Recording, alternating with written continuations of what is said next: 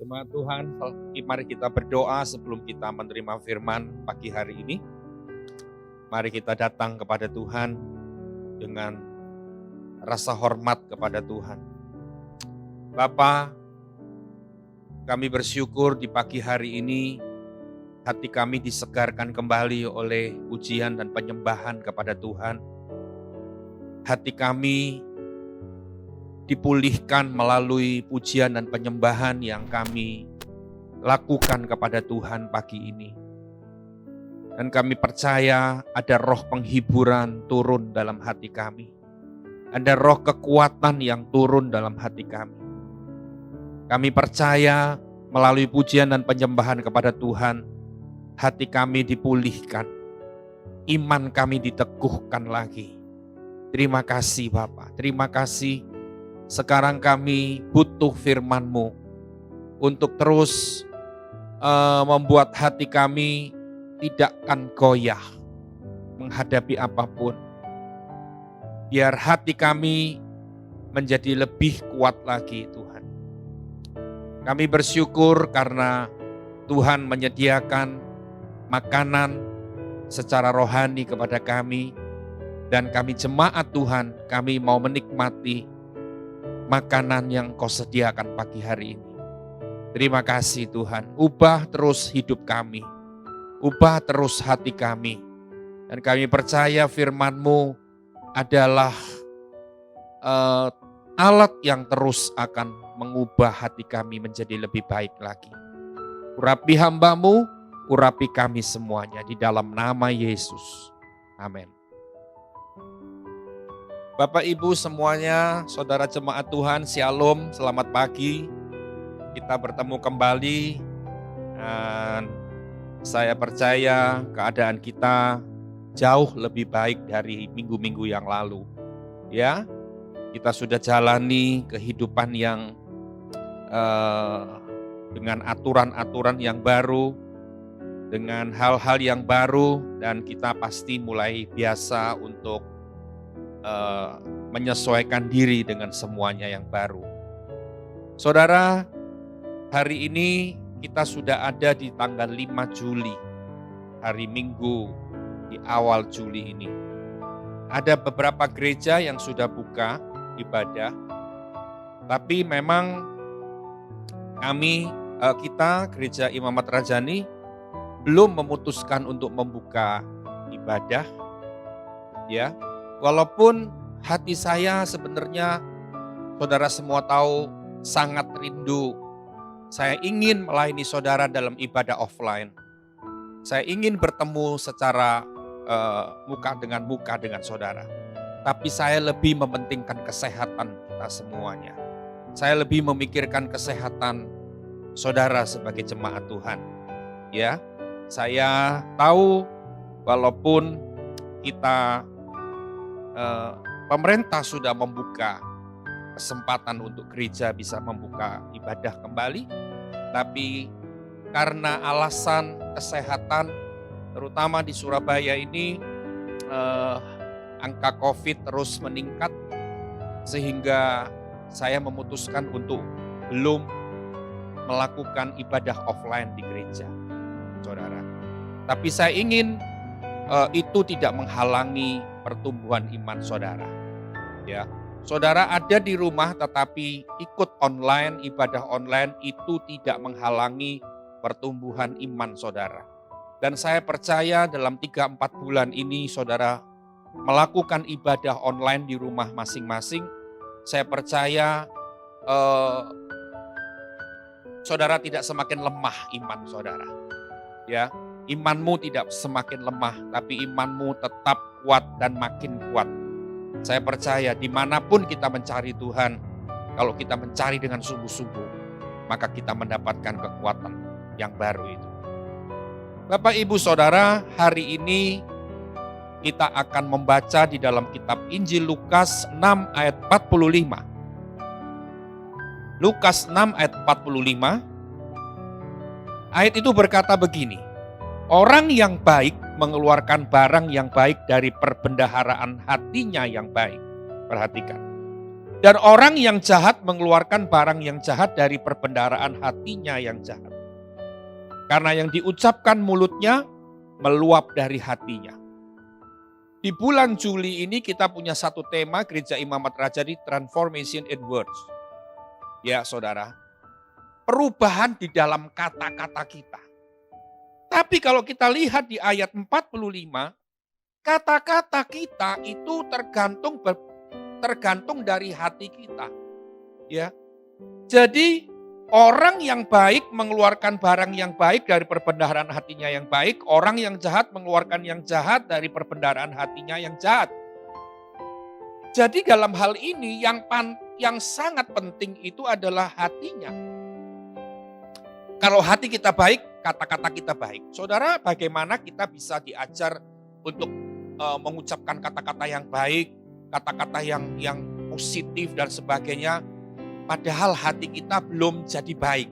Hati kita masih banyak sampah-sampah dan masih banyak hal-hal yang tidak benar, dan itu membuat kita sulit untuk berkata yang baik.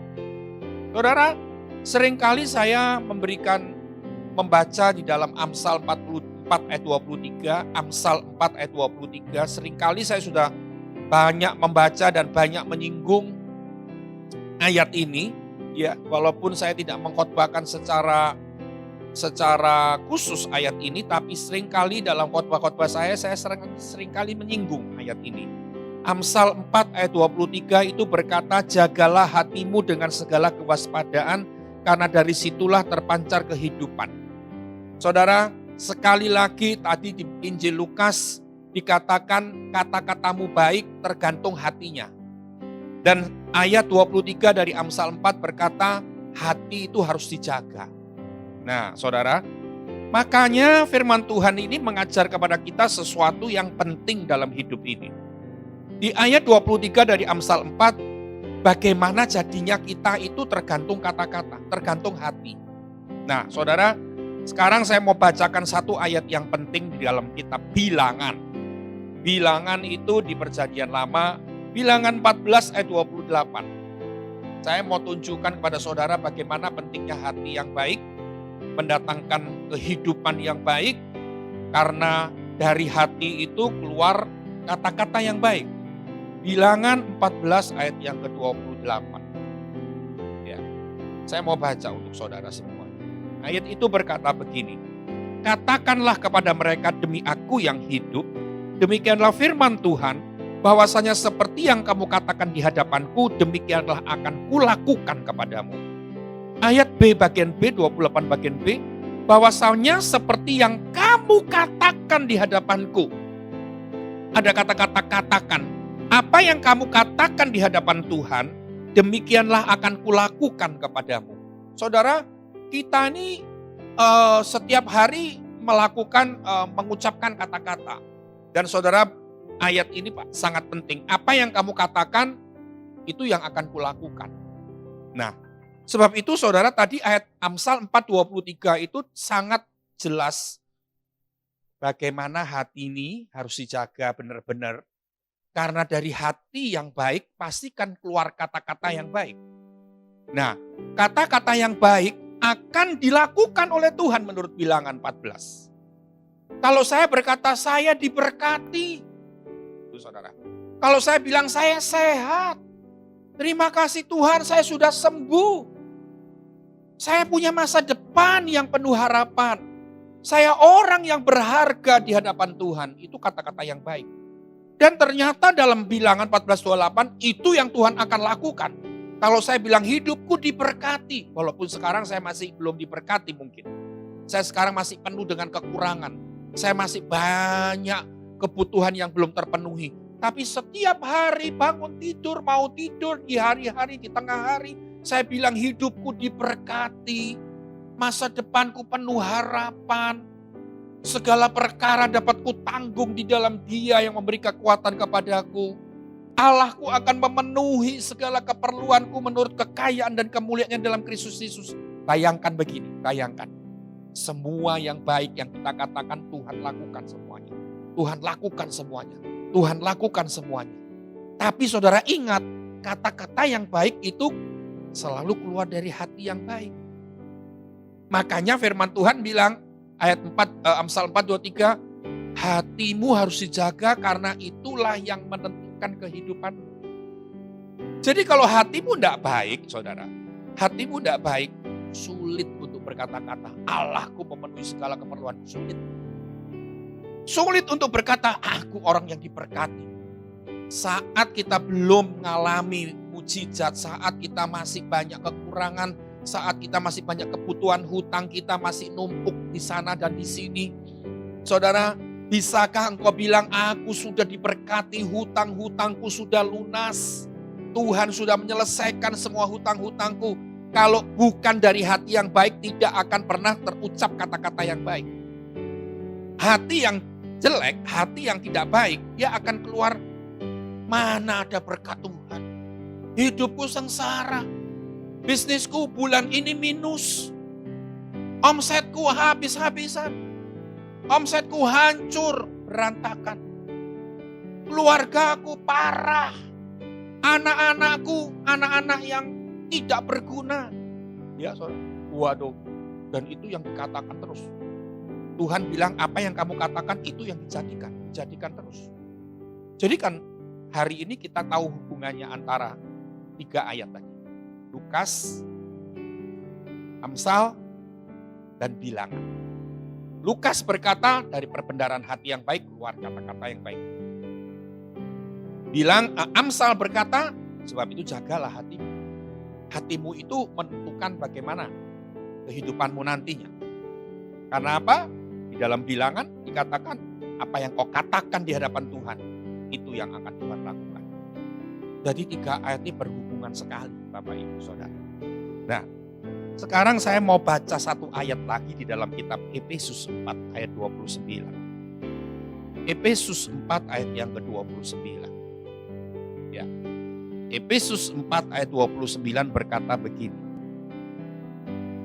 Janganlah ada perkataan kotor keluar dari mulutmu, tetapi pakailah perkataan yang baik untuk membangun, di mana perlu, supaya mereka yang mendengarnya beroleh kasih karunia. Saudara, ayat ini memberikan nasihat, Paulus memberikan nasihat kepada jemaat di Efesus, jangan ada perkataan kotor keluar dari mulutmu. Mungkin saudara berkata gini, oh aku tidak pernah berkata kotor sudah. Sejak aku terima Yesus bertobat, aku tidak pernah meso. Nah, orang Surabaya kan tahu, mesohnya orang Surabaya itu semua orang tahu. Orang Surabaya pasti tahu, ya kan? Atau kata-kata kotor yang lain itu keluar, tidak pernah lagi keluar dari mulut kita. Dan saudara merasa aman. Aku sudah bebas dari perkataan kotor, saudara. Padahal, saudara, kata-kata kotor itu ternyata ketika saya menyelidiki ayat ini, saudara, itu bukan cuman kata-kata yang misuh-misuh begitu. Ya. Kalau kita lihat di dalam kitab Matius 7, Matius 12, Lukas 6, saudara, di sana dihubungkan perkataan kotor itu dengan buah yang tidak baik. Ya. Buah yang tidak baik itu kan apa? Buah yang tidak baik itu buah busuk misalkan. Buah yang tidak baik itu buah yang kecut, gitu ya, asam banget. Jadi orang yang makan itu akan merasa seperti sesuatu yang gak enak gitu. Di dalam kitab Matius 13, perkataan kotor itu dihubungkan dengan ikan yang tidak baik. Ikan yang tidak baik itu pastikan saudara tahu ikan yang busuk, ikan yang berek. Kalau orang Surabaya, orang Jawa bilang berek. Ya, ikan yang sudah tidak layak dimakan. Ya saudara. Kalau dalam bahasa Yunani perkataan kotor tuh bahasanya istilah bahasa Yunani itu sapros. Sapros itu dihubungkan dengan buah yang tidak baik, dengan ikan yang tidak baik. Saudara, buah yang tidak baik, ikan yang tidak baik itu tidak berguna bagi kita semua. Jadi ngerti ya saudara, bahwa perkataan kotor itu bukan cuma perkataan candaan-candaan yang porno, kata-kata yang kotor, yang misuh-misuh, bukan begitu. Tetapi kata-kata kotor, perkataan kotor itu dalam arti yang sesungguhnya artinya kata-kata yang tidak berguna bagi seseorang. Seperti tadi saya bilang dihubungkan dengan buah yang tidak baik, buah yang masam, buah yang busuk, ya, yang tidak bisa dimakan, atau ikan yang tidak baik. Ikan yang tidak baik saya tadi berkata ikan itu berek, bahasa Jawanya, ikan itu tidak layak, tidak bisa dimakan lagi, sudah berbau, bau ikan busuk seperti itu. Itu artinya itu perkataan kotor. Itu tidak berguna bagi kita semua. Ya. Saudara, banyak orang berpikir, aku tidak berkata-kata misuh. Tapi saudara seringkali mengelontarkan kata-kata yang tidak berguna bagi seseorang. Ayat ini berkata gini, pakailah perkataan yang baik untuk membangun. Ya, pakailah perkataan yang baik untuk membangun di mana perlu. Saudara, kata di mana perlu ini kita harus cermati, saudara. Artinya begini. Kita harus mengucapkan kata-kata sehingga melalui perkataan itu, ya, orang lain itu dibangun sesuai dengan keperluan mereka. Gitu ya, saudara. Artinya begitu. Di mana perlu itu artinya ada keperluan, ada kebutuhan. Dan kita harus membangun orang lain, mental orang lain dengan kata-kata, ya, melalui perkataan kita sesuai dengan keperluan mereka. Mungkin pada satu hari mereka, zaman ini kan zaman sudah terlalu biasa, seringkali hari demi hari kita dengar, oh itu ada orang meninggal mendadak. Kenapa? COVID ya? Ya, satu hari begitu. Kalau pasien COVID nggak perlu satu hari, dalam 3 jam harus dibakar atau dimakamkan. Keluarga nggak boleh ikut semuanya. Ya cuman petugas rumah sakit atau petugas yang tunjuk untuk memakamkan jenazah itu pakai APD dan sebagainya. Baru hampir setiap hari kita dengar, oh itu mendadak meninggal. Masih umur 40, anaknya masih kecil-kecil. Oh itu meninggal lagi. Hari-hari ini saya dengar setiap hari ada orang yang saya kenal tuh meninggal karena COVID. Ya. Dan saudara tahu kalau kita sebagai keluarga yang ditinggalkan begitu betapa pilunya hati anak-anak, hati suami, hati istri. Ya, saudara, kalau kita nih kadang-kadang kalau misalkan ditinggal oleh kekasih kita, oleh suami, istri atau anak kita dengan sakit yang normal, misalkan sakit jantung, sakit yang lain-lain begitu saudara, kita masih bisa puas berhari-hari menunggu dia di rumah duka. Kita masih sempat melihat dia dimasukkan ke peti jenazah. Kita masih sempat mencium yang orang yang meninggalkan kita itu, ya kan saudara? Walaupun dengan rasa sedih yang dalam, tapi kita masih punya kesempatan itu.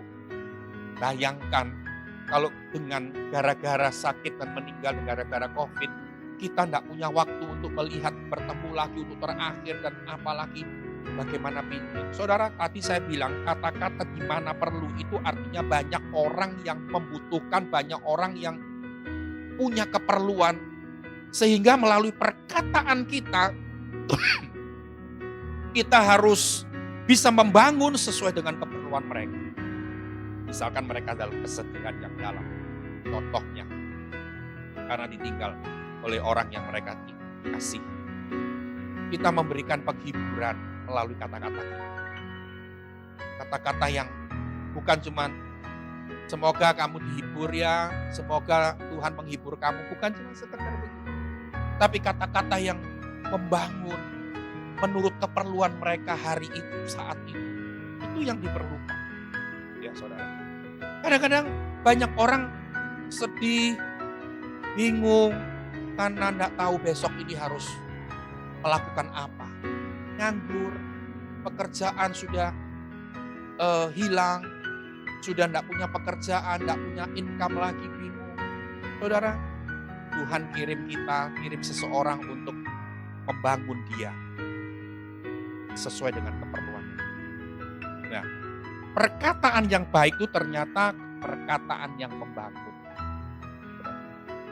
Paulus ngajar dari dulu, dia ngajar kemana-mana, orang-orang Kristen diajar oleh Paulus. Paulus selalu mengajar gini, kamu jangan cuma berhenti tidak melakukan yang jahat, tapi kamu harus melakukan yang baik. Itu artinya.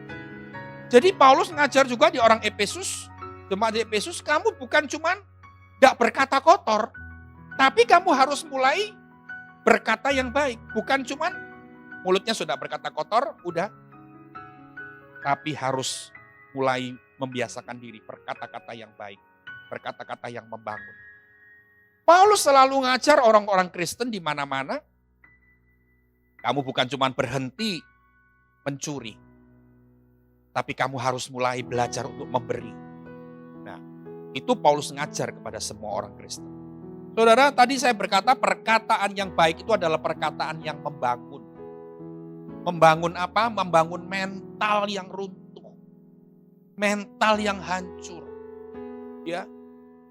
Beberapa hari yang lalu ada seorang yang berkeluh kesah, sangat berat beban hidupnya.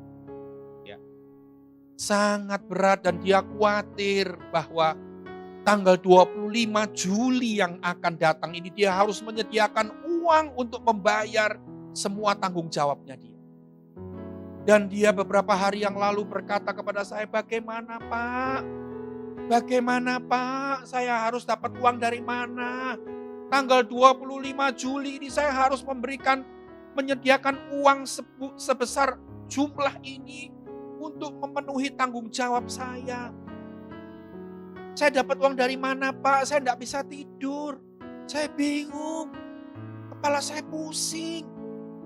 Lalu saya bilang begini, Bu, Tuhan bilang kesusahan sehari itu cukup untuk sehari.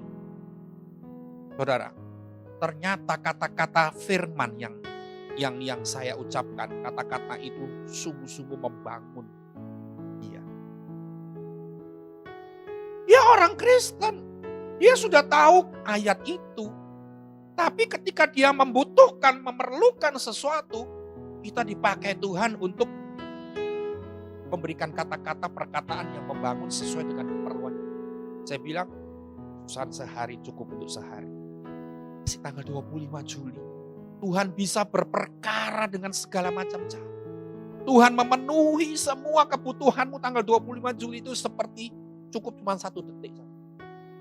Saya bilang begitu. Dan kata-kata yang seperti itu dia bilang, saya tersentak dengan kata-kata itu. Sehingga saya timbul iman. Saya tahu Tuhan akan menyediakan. Saya tidak perlu panik hari ini. Saudara, kata-kata yang membangun itu artinya kata-kata yang baik itu membangun dan kata-kata yang bermanfaat. Ya, saudara. Kata-kata yang bermanfaat itu artinya kata-kata yang penuh kasih. Saudara, kita tahu bahwa kasih itu dasar dari segala macam. Semuanya harus dimulai dari hati yang kasih. Ya, saudara. Jadi banyak orang di dunia butuh kasih, butuh kata-kata yang sungguh-sungguh menyatakan kasih di sana. Kata-kata yang penuh kasih. Banyak orang di dunia butuh kata-kata yang mengoreksi, tapi tanpa menghakimi. Itu kata-kata yang bermanfaat. Dia dinasehati, dikoreksi, tapi tidak ada penghakiman di sana. Ya. Kata-kata yang mendorong, tapi tidak ada paksaan di sana. Itu kata-kata yang bermanfaat. Jadi saudara, kata-kata yang baik itu 2 hal. Kata-kata yang membangun, kata-kata yang bermanfaat. Kata-kata yang bermanfaat adalah kata-kata yang penuh kasih. Ya, saudara, orang marah semarah apapun. Kalau kita menjawab dengan kata-kata kasih yang bernadakan kasih, pasti kemarahan itu akan mereda. Ya, kata-kata yang mengoreksi tapi tanpa menghakimi, itu kata-kata yang bermanfaat. Dan kata-kata yang mendorong tanpa memaksa, itu kata-kata yang bermanfaat. Tadi di ayat 29 dikatakan begini, tetapi pakailah perkataan yang baik. Tadi saya bilang kan, Paulus selalu bukan cuma melarang untuk melakukan yang jahat, tapi Paulus selalu memberi nasihat, lakukan yang baik. Bukan cuma tidak melakukan yang jahat, tapi melakukan juga yang baik. Ya, dia bilang supaya mereka yang mendengar beroleh kasih karunia. Kata-kata yang mendatangkan kasih karunia itu kata-kata yang bagaimana? Saudara, kita perlu tahu, kita dengar firman kita harus melakukan. Saudara, mari kita lagi dengar firman begini, cek bagaimana mulut kita. Ada perkataan yang baik nggak keluar? Ada kata-kata yang bermanfaat nggak keluar? Kata-kata yang membangun nggak keluar? Nah, saudara, kata-kata yang mendatangkan kasih karunia untuk orang lain, itu adalah pertama adalah kata-kata yang diwarnai dengan Injil. Ya, Injil artinya gini, kata-kata yang mengutip Alkitab, mengutip firman. Firman itu adalah Injil Kristus. Ya, saudara. Seperti kalau saudara tahu ada seorang yang berduka cita karena ditinggal oleh kekasihnya, oleh orang yang dikasihinya, ya, saudara. Lalu saudara bilang, nggak usah nangis, nggak usah susah. Ada apa kamu tangisi? Itu bukan kata-kata yang diwarnai Injil, ya. Tapi kata-kata yang diwarnai Injil adalah kata-kata yang artinya gini, Tuhan punya rencana dalam hidup kita. Dan rencana Tuhan itu tidak pernah gagal. Saudara berkata begitu. Tuhan itu mengasihi kamu. Di balik semuanya ini, kamu akan melihat bagaimana kasih Tuhan untuk kamu. Itu kata-kata yang diwarnai Injil. Itu kata-kata yang mendatangkan kasih karunia. Yang kedua, kata-kata yang yang mendatangkan kasih karunia adalah kata-kata yang tidak ada nilai kesombongan. Jadi ketika kita bersaksi, ya saudara, kadang-kadang kita menguatkan sesama teman kita kan dengan kesaksian. Tapi kesaksian itu tidak ada muatan kesombongan sama sekali. Yang kita saksikan itu benar-benar dari hati yang tulus, menunjukkan kebesaran Tuhan, menunjukkan bahwa Tuhan kita itu dahsyat, Tuhan kita tuh hebat dan baik. Itu dia. Bukan menunjukkan, aku ini. Nah, saudara, kalau kita sudah berkata tentang aku, saudara, itu sudah kata-kata yang ada kesombongan dan itu tidak mendatangkan kasih karunia. Ingat saudara, saudara mau sharing silahkan sharing, saudara mau bersaksi tentang pengalaman silahkan, saudara mau bersaksi tentang mujizat Tuhan silahkan, tapi yang kau agungkan, yang kau tunjukkan dan kau tinggikan cuma Tuhan. Itu tidak ada kesombongan. Itu kata-kata yang mendatangkan kasih karunia. Ketiga, kata-kata yang mendatangkan kasih karunia adalah kata-kata yang tidak ada penghakiman sama sekali. Kata-kata yang tidak ada penghakiman itu artinya memang kamu tuh sadar dari dulu seperti itu. Nah, itu kata-kata penghakiman. Saudara, kalau kita dalam hal ini kita memang harus selalu berhati-hati. Ya, berhati-hati dengan perkataan kita supaya semua yang kita ucapkan itu berguna bagi orang lain. Mendatangkan kasih karunia bagi orang lain. Saudara, di masa-masa seperti ini kalau kita tidak berhati-hati dengan hati kita, tidak menjaga hati kita banyak yang masih kurang baik, pasti akan keluar yang tidak baik. Pasti akan keluar perkataan yang tidak baik. Kata-kata yang nyindir-nyindir, kata-kata yang panas di telinga, ya. Kelihatannya halus, tapi kata-kata itu menusuk perasaan seseorang. Ya saudara, itu semua keluar dari hati yang tidak baik, dari perbendaraan yang tidak baik. Nah saudara, mari kita datang kepada Tuhan pagi hari ini, supaya di masa-masa sulit, di masa-masa pandemi ini juga ada perkataan yang kita keluarkan dari mulut kita, dan itu mendatangkan kasih karunia bagi banyak orang. Mari kita berdoa. Tuhan, kalau Engkau mengajarkan hati kami harus baik, supaya perkataan kami baik, dan supaya perkataan kami mendatangkan kasih karunia bagi orang lain, kami sungguh mau lakukan. Kami mengaminkan bahwa kata-kata yang baik itu akan mendatangkan kasih karunia. Terima kasih Bapa.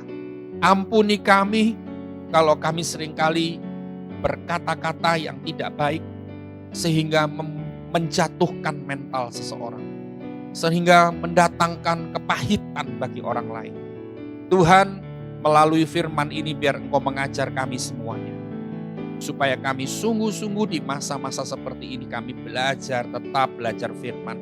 Kami tidak pernah berhenti belajar firman Tuhan.